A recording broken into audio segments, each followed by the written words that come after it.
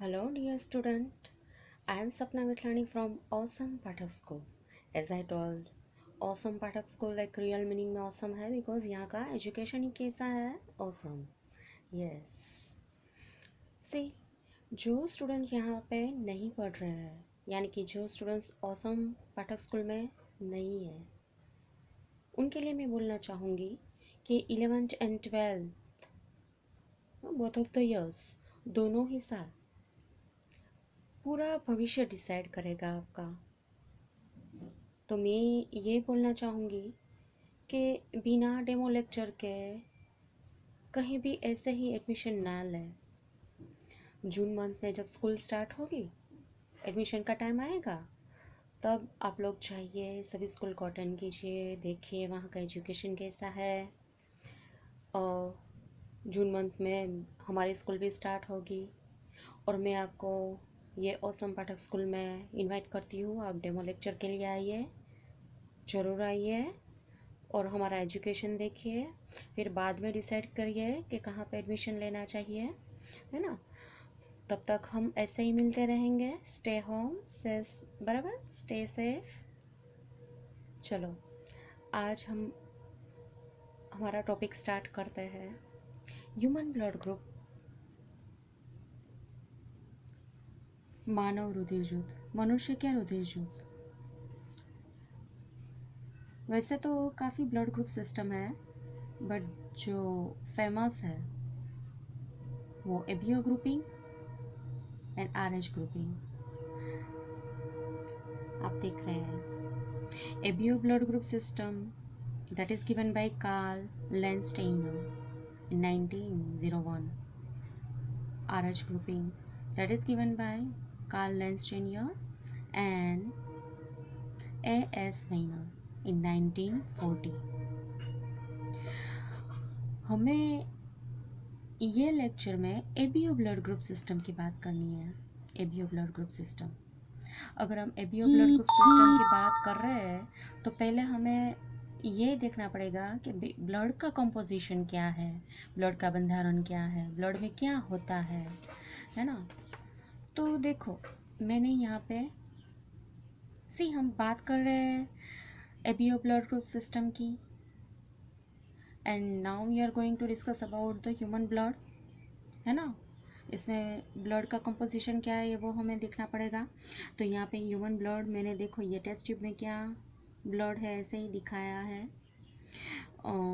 Composition में consist of what, blood plasma and blood cells. इसमें रुधिर रस होगा और रुधिर कोश होंगे। देखो ये फ्लूइड पोर्शन है, ये फ्लूइड पोर्शन जो लिक्विड पोर्शन है उसको ही हम क्या बोलेंगे, ब्लड प्लाज्मा। और बाकी जो आपको दिख रहा है वो क्या है, ब्लड सेल्स, है ना। तो ब्लड सेल्स, रुधिर कोश की बात करें तो यू नो दैट के आरबीसी, डब्ल्यूबीसी, प्लेटलेट्स हो गए, रक्त कण, इसको हम इंग्लिश में ये इरिथ्रोसाइट्स भी बोल सकते हैं। डब्ल्यूबीसी को ल्यूकोसाइट्स यानी कि श्वेत कण, प्लेटलेट्स यानी कि थ्रोम्बोसाइट्स यानी कि द्रावक कण। देखो इसमें क्या है, ये रेड कलर के जो ड्रॉ किए हैं वो क्या है, आरबीसी है, मैंने यहाँ पे ड्रॉ किया है। ये ब्लू कलर के मैंने इरेगुलर शेप के ड्रॉ किए हैं वो क्या है, और ये सबसे बड़े हैं ब्लड सेल्स में, न्यूक्लिएटेड है, इसमें न्यूक्लियस है, कोश केंद्र होता है इसमें, आरबीसी में नहीं था। तो ये डब्ल्यूबीसी है। और ये सबसे छोटे जो मैंने डॉट किए करके दिखाए हैं वो क्या है, प्लेटलेट्स, है ना। हमें तो ब्लड ग्रुप सिस्टम की बात करनी है, यानी कि हम कॉन्सेंट्रेट करेंगे किसको, आरबीसी को। अभी RBCs have 30 or more than 30 different antigens on their surface, and this antigen give rise to various types of blood groups like ABO blood group and RH blood group. RBC यहाँ पे मैंने draw किए हैं, बोला ना RBC के surface पे क्या हो गए, एंटीजन। ये मैंने इसके सरफेस पे यहाँ पे एंटीजन ड्रॉ किया है, यहाँ पे नहीं किया ऐसा, बट ये मैंने बाकी रखा है क्योंकि ये RH फैक्टर के लिए मुझे समझाना है तब मैं उसका यूज़ करूँगी। देखो ये RBC के ऊपर A एंटीजन मैंने ड्रॉ किया है, यहाँ पे B किया है। हम बात कर रहे हैं कि एंटीजन डिफरेंट काइंड्स के एंटीजन होते हैं, अभी तो हम एबीओ ब्लड ग्रुप की बात कर रहे हैं। सो एंटीजन A और B का ही मैंने यहाँ पे लिखा है, अब देख रहे हैं।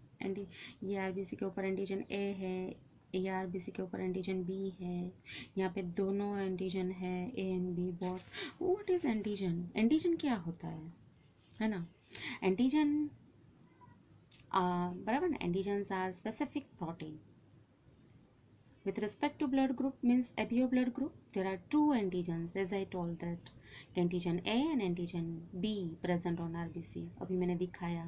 ABO blood group की बात कर रहे हैं तो दो ही एंटीजन हम ध्यान में लेंगे, अदरवाइज 30 टाइप के एंटीजन है। जैसे RBC की सरफेस पर एंटीजन होते हैं, ऐसे ही ब्लड प्लाज्मा में क्या होंगे? एंटीबॉडी, है ना? तो अभी हम बात कर रहे हैं, देखो ये blood plasma contains two types of antibodies। रुधिर रस में दो प्रकार के एंटीबॉडी होते हैं। एंटीबॉडी क्या है? That is also specific protein which interact with antigen, interact करता है एंटीजन के साथ, है ना? There is always a specific antigen for specific antibody for specific antigen. Yes, चौक्कस एंटीजन के सामने चौक्कस प्रकार के ही एंटीबॉडी प्रोड्यूस होंगे, वो हम बात करते हैं। वैसे एंटीजन और एंटीबॉडी की बात हम करें तो देखो मैंने यहाँ पे ड्रॉ किया है, ह्यूमन में ऑर्गन सिस्टम सभी होते हैं, बट मैंने अभी क्या है ब्लड सर्कुलेटरी सिस्टम ड्रॉ किया है। ये हमारी ब्लड वेसल है, आप देख लिए। इसमें ब्लड सर्कुलेट होता है, ऐसे आप समझे। ब्लड में क्या होंगे? WBC होंगे, अभी बात किया उसका कंपोजिशन क्या है ब्लड का। तो WBC are of mainly two types, granulocytes. Granulocytes means कणिकामय है, कणिकाविहीन होते हैं। इसमें भी कणिकामय श्वेतकण के 3 टाइप है, इओसिनोफिल्स, बेसोफिल्स, न्यूट्रोफिल्स, है ना? और कणिकाविहीन के लिम्फोसाइट्स और मोनोसाइट्स। मैंने क्या किया है, लिम्फोसाइट्स में भी दो, बी सेल, टी सेल। यहाँ पे मैंने बी सेल ड्रॉ किया है, लिम्फोसाइट्स।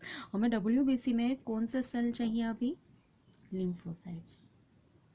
लिम्फोसाइट्स में भी मैंने कौन से ड्रॉ किया है? B cell. This B lymphocyte is responsible for production of antibody.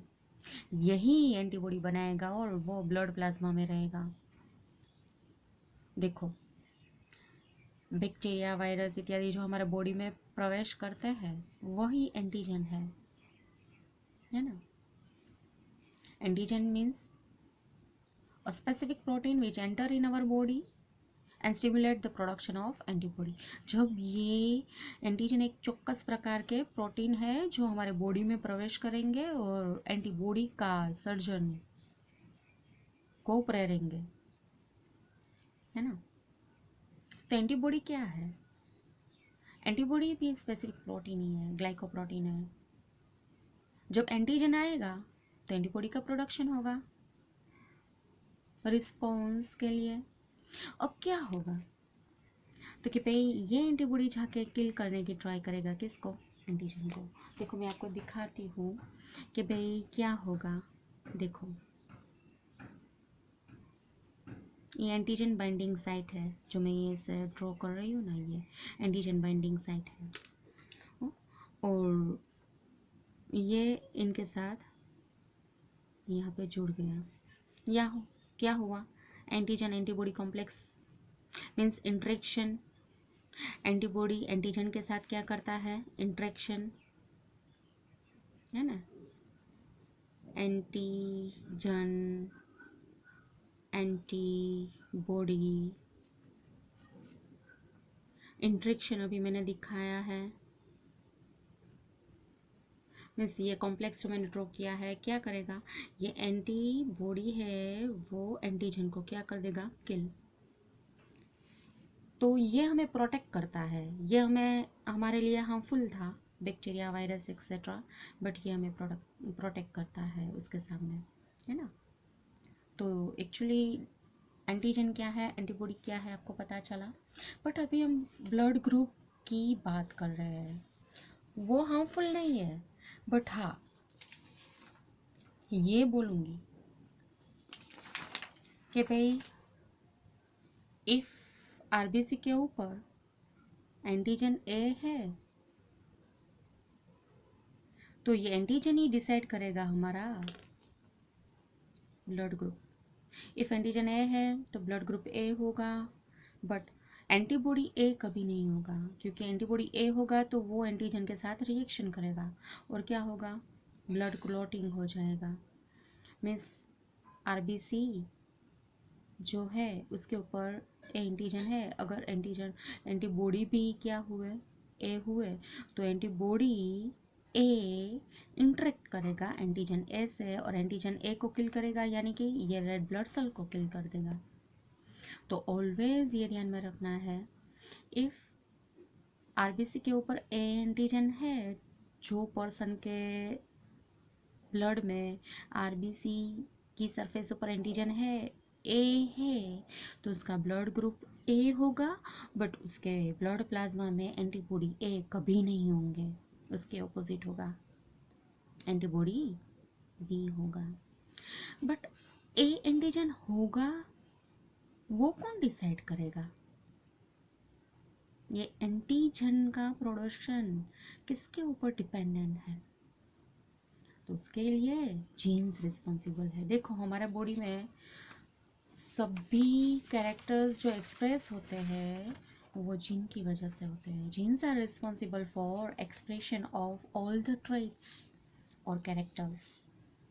सभी कैरेक्टर्स, ट्रेट्स यानी कि लक्षण जो हम एक्सप्रेस करते हैं, अभिव्यक्त करते हैं, वो जीन के ऊपर डिपेंडेंट है। तो अब हम ये बात करेंगे genes for ABO blood group, है ना। एबीओ रुधिर जुट के लिए जवाबदार जनीन कौन से है, वो बात करेंगे हम। देखो ये बहुत ही इंपॉर्टेंट पोर्शन है, इसकी वजह से आप डिसाइड कर पाओगे। इफ मदर और फादर का ब्लड ग्रुप आपको पता होगा तो आप अपना डिसाइड कर पाओगे। इफ आपका और मदर का पता है तो पापा का कौन सा हो सकता है वो आप डिसाइड कर पाओगे। कोई भी 2 पर्सन का पता है तो थर्ड का आप डिसाइड कर पाओगे, है ना। ऐसा है, प्रेडिक्ट कर पाओगे कौन से हो सकते हैं blood group. ABO blood group are controlled by gene I. ABO रुधिर झूठ जनीन आई के द्वारा नियंत्रित होगा। सी जीन आई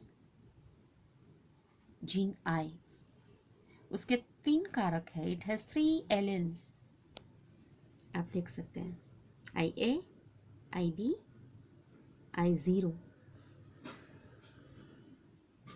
और स्मॉल आई लिख सकते हैं। सी 3 कारक, वैसे जिनके 2 कारक होते हैं, आप 10th में पढ़ चुके हैं, याद कीजिए मेंडल का एक्सपेरिमेंट। देखो जीन्स फॉर हाइट, हाइट के लिए, ऊंचाई के लिए जो जीन थे आपको पता है, कैपिटल टी और स्मॉल टी। आप पॉसिबिलिटीज कौन कौन सी बना सकते हैं कि भाई 2 कैपिटल टी साथ में, genes are always occur in pair, 2 T हो सकते हैं, ये 2 स्मॉल टी कर सकते हैं, या फिर ये दोनों का कॉम्बिनेशन होगा। ये possibilities, 3 possibilities are there. You know that 2 allele थे, 2 कारक थे, 2 एलील थे, है ना। 2 एलील तो नॉर्मल है, सभी जिनके 2 एलील होंगे, जरूरी नहीं है कि 2 ही है।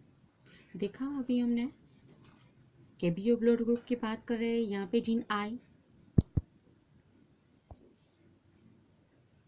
ये थोड़ा ब्लर हो गया, होता है बीच बीच में ऐसा। जीन आई उसके तो 3 एलील है। If more than 2 alleles are present for particular character, it means that it is called multiple allele. उसको क्या बोलेंगे हम, मल्टीपल एलील, बहुवैकल्पिक कारक, है ना। इफ मैंने अभी बोला अब ठीक हो गया, फिर से रिपीट कर देती हूँ कि जिनके दो कारक होते हैं वैसे ये नॉर्मली दो तो कारक होंगे ही, और ये तीन पॉसिबिलिटीज है। तो अब क्या है, यहाँ पे एबीयू ब्लड ग्रुप सिस्टम की बात कर रहे हैं जिन आई के तीन कारक हैं, है ना। Gene I has 3 allele, more than 2 allele, more than 2 allele यानी कि क्या हुआ, मल्टीपल एलील। बहुवैकल्पिक कारक किसको बोलेंगे, मल्टीपल एलील बोलेंगे, है ना। सी कारक आई ए है ना, that is responsible for production of antigen A. IB is responsible for antigen production of antigen B. Means both of them are responsible for production of antigen. दोनों ही एंटीजन का प्रोडक्शन करेगा, ये एंटीजन ए का, ये antigen B का। Both of them are dominant allele, प्रभावी कारक है। बट ये I0 या स्मॉल आई बोले तो does not produce any antigen, कोई भी एंटीजन नहीं बनाएगा, वो रिसेसिव एलील है, प्रचन कारक है। किसको डोमिनेंट बोलेंगे और किसको रिसेसिव बोलेंगे, किसको प्रभावी कारक बोलते हैं, किसको प्रचन बोलते हैं, वो भी आपको पता है, 10th में पढ़ चुके हैं। आपने एक्सपेरिमेंट मेंडल का देखा है। ये पेरेंट प्लांट जो टॉल प्लांट था, कैपिटल टी, ये dwarf plant small T, you know. F1 generation में क्या हुआ, दोनों में से एक ही कारक नेक्स्ट जनरेशन में जाएगा। Out of this two, one can enter into the offspring next generation.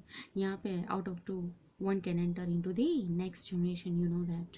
तो यहाँ से कैपिटल टी आया और यहाँ से स्मॉल टी आया।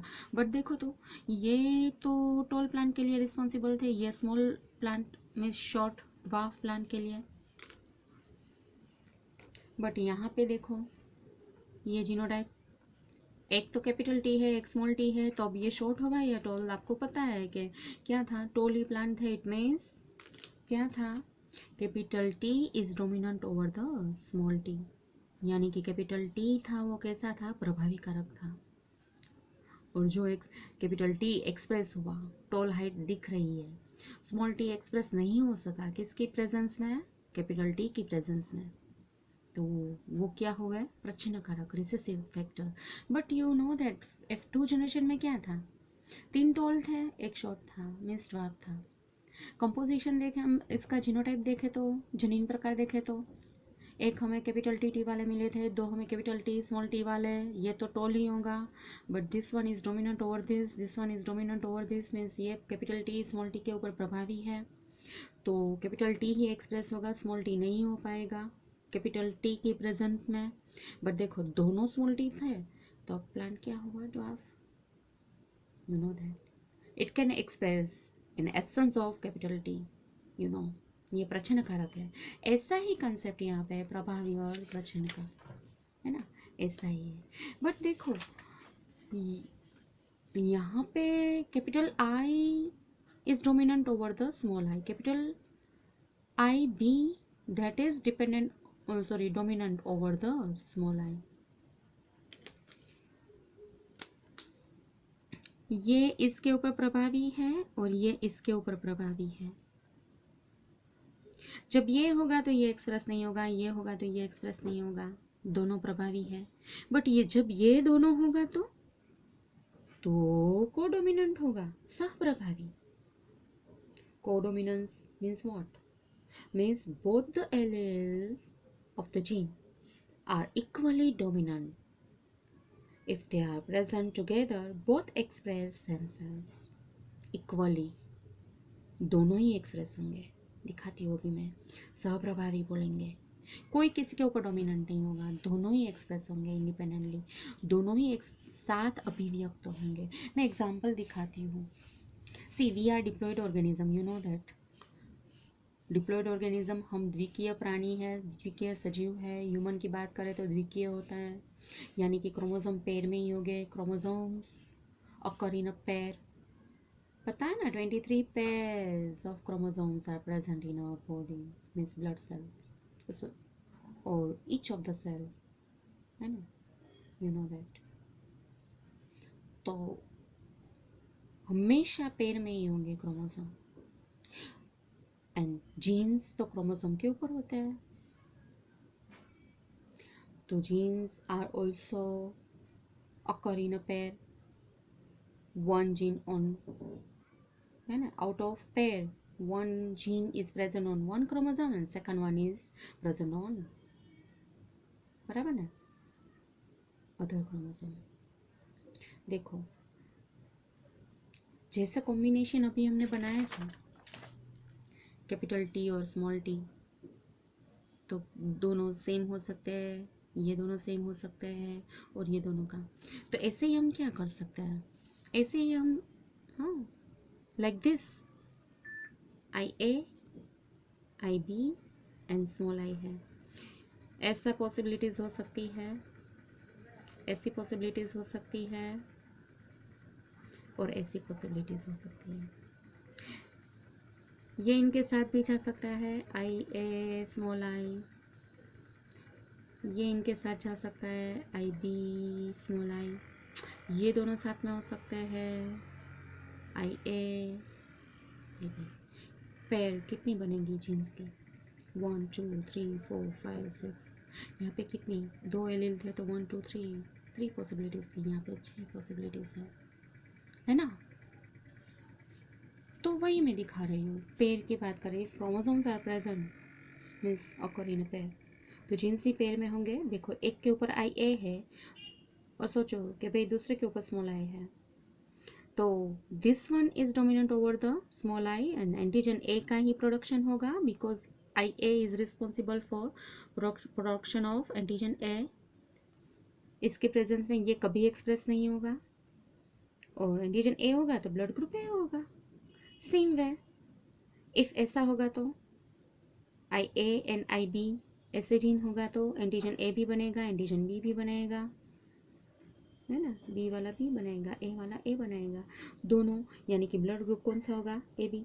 यही कंसेप्ट है और ये टेबल में मैंने यही दिखाने की ट्राई की है। देखिए पूरा टेबल मैंने ड्रॉ कर लिया है, अब देख सकते हैं ब्लड ग्रुप, जीन्स की पॉसिबिलिटीज़ 1 2 3 4 5 6 पॉसिबिलिटीज़, जीनोटाइप 6 प्रकार के हैं।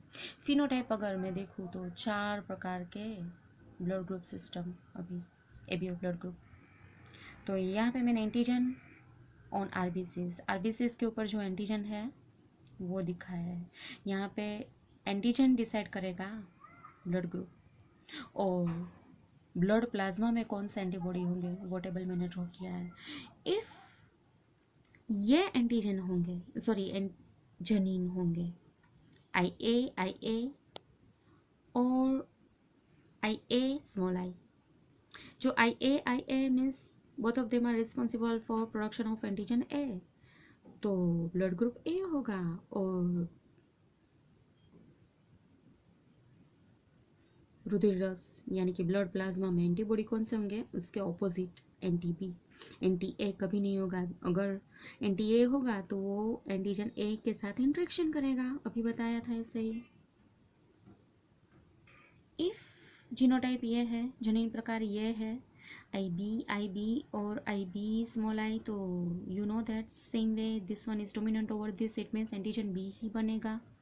If antigen B is there then blood group is B, but obviously antibody blood plasma में उसके ऑपोजिट हो गए। इफ दोनों साथ में आए तो आई ए आई बी ये जीनोटाइप होगा तो दोनों ही एंटीजन बनेंगे और ब्लड ग्रुप ए भी होगा। अब ए है तो हम बी लिख सकते थे, बट बी भी है तो हम बी नहीं लिख सकते हैं, बी होता तो हम ए लिख सकते थे, बट ए है ही, तो जो जिसका ब्लड ग्रुप ए बी है उसके ब्लड प्लाज्मा में कोई भी एंटीबॉडी नहीं है।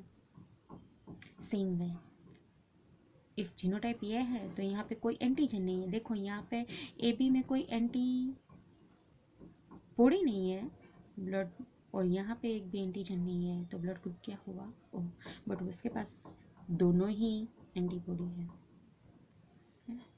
अब आपको पता है कि कभी एक्सीडेंट हुआ और कुछ भी, हाँ, ब्लड लॉस हो गया तो ब्लड की ब्लड ट्रांसफ्यूज़न की ज़रूरत पड़ती है। तो कौन किसको ब्लड दे सकता है, कौन किसका ले सकता है, डोनर और रेसिपिएंट की बात करते हैं, है ना। रुधिरदाता और रुधिरग्राही की बात करेंगे। देखो ओ ब्लड ग्रुप वाले हैं ना, ओ को दे सकते हैं और ओ का ले भी सकते हैं। ऐसे ही ए वाले ए का दे सकते हैं, ए का ले सकते हैं। बी वाले बी को दे सकते हैं, बी का ले सकते हैं। यहाँ पे ए बी वाले ए बी को दे सकते हैं और ए बी वाले ए बी का ले भी सकते हैं। बट क्या है, ओ वाले तो जो सभी को देते हैं और ये ऐसे मैंने एरो किया है, तो फाइनली क्या हुआ, ओ वाले सिर्फ ओ को ही दे सकते हैं ऐसा नहीं है। ओ वाले ओ को देंगे, ए को देंगे, ए बी को देंगे, बी को देंगे, बट ओ वाले सिर्फ ओ का ही लेंगे। ये क्या हुआ, यूनिवर्सल डोनर, सर्वदाता है, सभी को देगा। बट इसमें भी ओ पॉजिटिव ओ नेगेटिव उसकी तो बात हमने की ही नहीं, क्योंकि वो तो आरएच ग्रुपिंग की बात करनी पड़ेगी। अभी ये लेवल पे ये बात नहीं कर रहे हम। देखो ए वाले ए का लेंगे, ओ का लेंगे, बट दे किसको सकते हैं, ए को दे सकते हैं, ए बी को दे सकते हैं। सेम वे बी वाले बी का ले सकते हैं, ओ का ले सकते हैं। देंगे किसको, बी को और ए बी को। बट यहाँ पे ए बी वाले ए बी को ही देंगे, किसी और को नहीं देंगे। बट ए बी वाले किसका ले सकते हैं, ए बी का ले सकते हैं, ए का ले सकते हैं, ओ का ले सकते हैं, बी का, यानी कि ये क्या है, यूनिवर्सल रेसिपिएंट। देखो मेरा ब्लड ग्रुप ये है, मुझे कभी प्रॉब्लम नहीं होगी, किसी का भी मैं ले सकती हूँ, है ना। तो आपको डिसाइड करना है आपका ब्लड ग्रुप कौन सा है, और आप किसके ऊपर से डिसाइड कर सकेंगे इफ़ आपका मदर का और पिता का पता है, मदर और फादर का ब्लड ग्रुप को पता है, या आपको आपकी मम्मी का और आपका पता है तो आप फादर का डिसाइड कर पाओगे कि कौन कौन सी पॉसिबिलिटीज़ हो सकती है। उसके लिए आपको किसकी इन्फॉर्मेशन चाहिए होती है, ये कौन सा जीनोटाइप है हम देखते हैं। देखो मदर और फादर, यहाँ पे मदर का ब्लड ग्रुप ए है और फादर का एक एग्जाम्पल की हम बात कर रहे हैं ओ। मदर का ब्लड ग्रुप ए है तो उसके जीन्स की पॉसिबिलिटीज क्या है, ए एंटीजन होगा। ब्लड ग्रुप ए है तो ए एंटीजन होगा आरबीसी के ऊपर, और जीन्स की पॉसिबिलिटीज ये है, तो मैंने यहाँ पे यही लिखा है ना। और फादर का ब्लड ग्रुप ओ है तो उसकी जीनोटाइप कौन सी होंगी, देखो ये स्मॉल आई है ना। अब आपको डिसाइड करना है ब्लड ग्रुप ऑफ ऑफस्प्रिंग, बालक का रुधिर ज्योति कौन सा होगा। As you know that out of this two gene one can enter into the child, जो यहाँ पे था ना वही, out of this two one can enter into the next generation, out of this two only one can enter. दोनों तरफ से, यहाँ से कैपिटल टी आया स्मॉल टी आया, सेम यही क्रॉस करना है हमें। Same way out of this two A आएगा, है ना। अब दूसरा भी आई ए ही की पॉसिबिलिटीज है और कुछ नहीं, बट यहाँ पे अगर बात करें तो ये आएगा और ये दो पॉसिबिलिटीज है। फादर की बात करें तो स्मॉल आई ही है। अब ये स्मॉल आई के साथ ये स्मॉल आई जाएगा तो जीनोटाइप नेक्स्ट जनरेशन में चाइल्ड में कौन सा होगा, स्मॉल आई, यानी कि क्या हुआ, ब्लड ग्रुप स्मॉल आई कौन सा डिसाइड करता है आपको पता है, ब्लड ग्रुप हो। तो एक पॉसिबिलिटीज तो ये हुई,